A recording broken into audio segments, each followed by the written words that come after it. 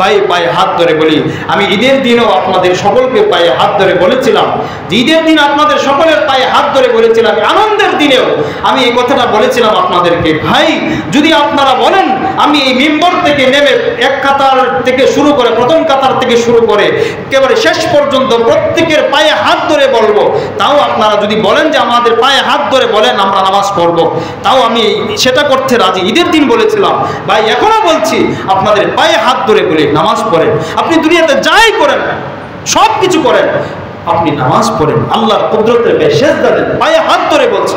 আপনি আসুন মসজিদে নামাজ পড়েন, দেখেন কত শান্তি আসে আপনার নামাজের সিজদার মধ্যে, আপনার কত শান্তি, কত প্রশান্তি যে আসবে একটা সিজদার মাধ্যমে আপনি বুঝতে পারবেন।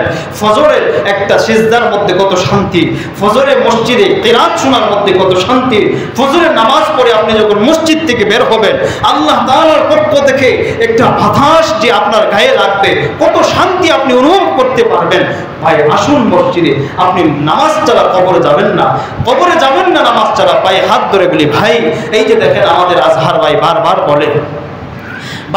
বলে আমরা এই সমাজকে পরিবর্তন করতে চাই, আমরা এই সমাজকে একটা উন্নত সমাজ করতে চাই, আমরা আগামীর প্রজন্মের হাতে এই সমাজটাকে উন্নত সমাজ দিতে চাই, একটা সুস্থ সমাজ এবং একটা ইসলামী সমাজ দিতে চাই।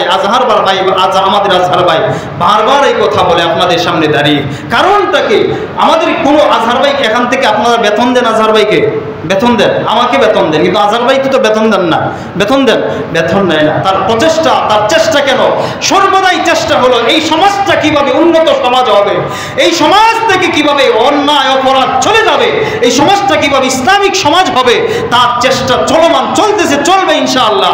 তার কারণ হলো সে দুনিয়া চায় না, আল্লাহর সন্তুষ্টি অর্জনের জন্য, শুধুমাত্র একমাত্র আল্লাহকে সন্তুষ্ট করার জন্য এই চেষ্টা চলবে। কারণ কি? কারণ চায় একটা সুন্দর সমাজ, একটা সুষ্ঠু সমাজ, ইসলামিক একটা সমাজ। ইসলাম যেই সমাজে চলবে সেই সমাজে কোনো অন্যায় অপরাধ থাকবে না, সেই সমাজে মিথ্যা থাকবে না, সেই সমাজে সুদ জিনা চুরি ব্যভিচার কোনো কিছু থাকবে না, মদ জুয়া থাকবে না। আজকে আমাদের যুবক ভাইয়েরা জুয়া মদ খেলে তাদের জীবনটা শেষ করে দিচ্ছে।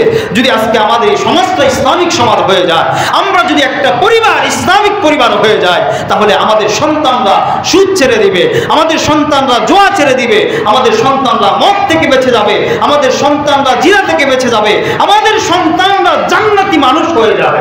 ঠিক কিনা? তাহলে আমরা চাই না সবাই একটা ইসলামী সমাজ? ইসলামী সমাজ চাই না সবাই?